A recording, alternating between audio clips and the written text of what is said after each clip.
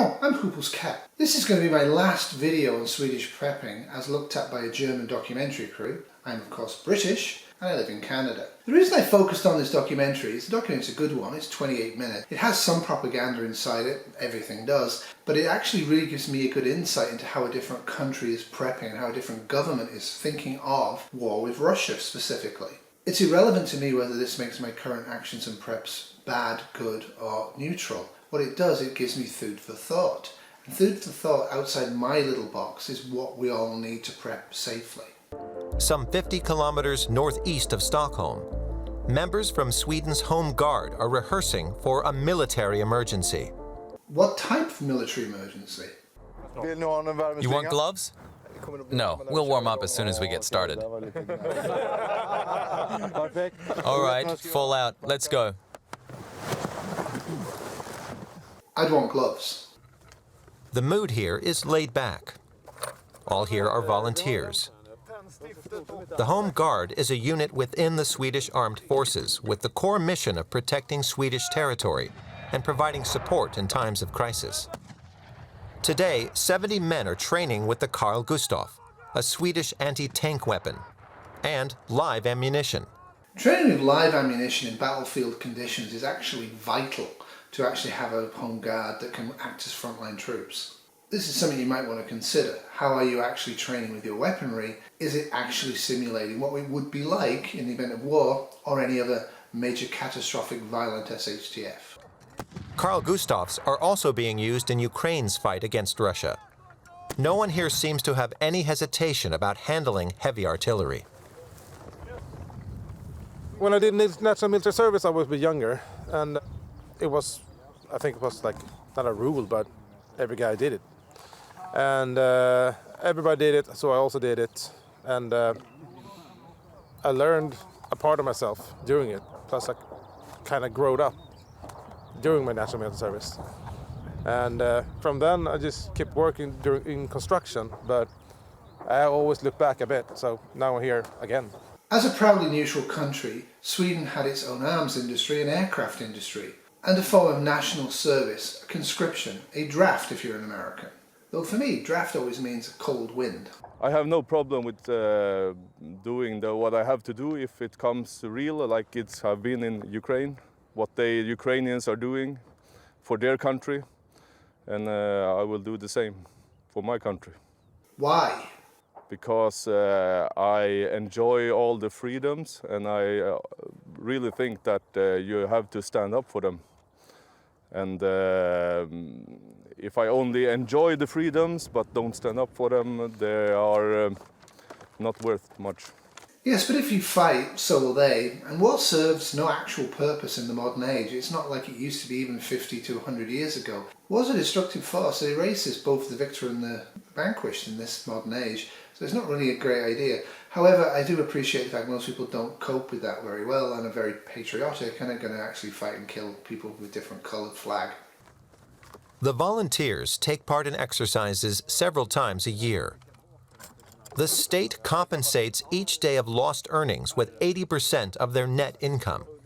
In return, the Home Guard members commit to serve in the event of war.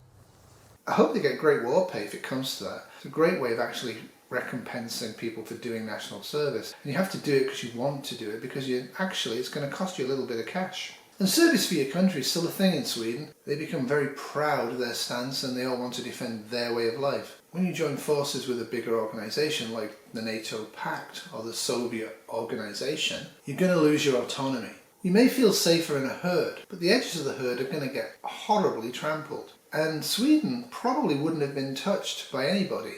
The idea that Russia would take advantage of Sweden's neutral status to invade it, it's kind of a bit odd to me. I can't see them doing that. Sweden's very well armed and has a lot of troops. And it has no strategic purpose for Russia.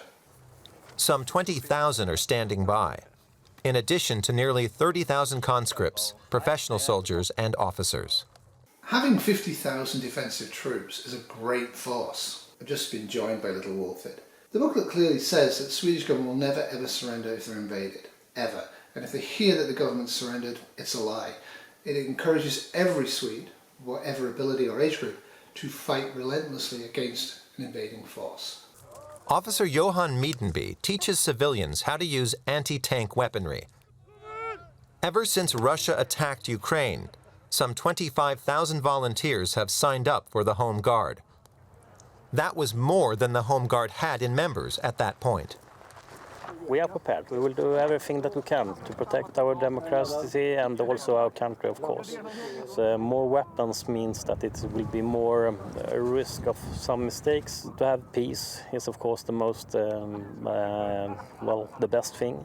And a weapon is not bringing peace. So you get reality. Modern armaments and warfare and armed forces only exist to butcher people in a different type of uniform. Peace always has to be the goal. Weapon have a purpose, and of course, if you can have the purpose of the weapon just to put a situation that no one dares to threat you, there will always be someone with more weapon at the end. So decrease the weapon is, of course, a better solution in the long term. But currently in Sweden, all signs point towards more weapons. By 2028, the government wants to increase its defense spending to 2% of the nation's GDP. The truth is, it doesn't cost a lot of money to defend your nation. You can protect your population like Sweden's doing from all types of attack, which we're not doing in Canada, and you can have the population with a large armed forces as part of that. 2% of your GDP, Wolf, is not a lot. Kisses. That money's wasted. That money goes into a big ditch, and you can say it's important to defend our way of life. After all, we could all be speaking German now, right? And the truth is, Germany is now our friend. We could all be speaking Japanese in California. Well, the truth is, Japan's now your ally. Things change, and to actually make people the enemy and other them allows you to kill them, and it's an essential part of war. So I would point out to you guys that if war does come, we will absolutely have to change our mindset. People have to be very, very careful what they say online, and I imagine a lot of online stuff will be shut down for the duration. And pretty much everybody's going to get drafted, not just a few of you guys. We all will be committed to the sole purpose, which is to fight Russia or China, and that will be it. And our modern way of life will go, and it will never come back. It will be changed. So I hope you've enjoyed this series. Wolfie definitely has. That's it from Wolfie. That's it from me. That's it from Sweden. Thanks for watching. Toodles. This is a Wolfie Terrier and a Marmalade Cat production 2022. Enjoying the sunlight.